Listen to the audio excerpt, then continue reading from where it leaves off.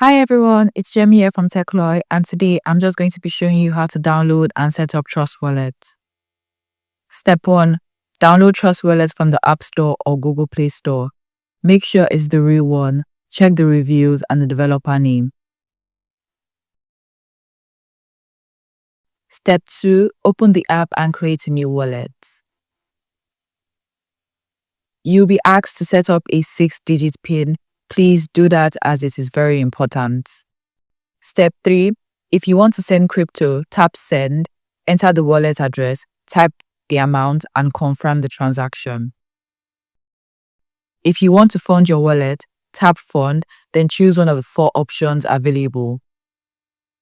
If you found this video useful, leave a comment below and follow TechLoy for more simple tech reviews.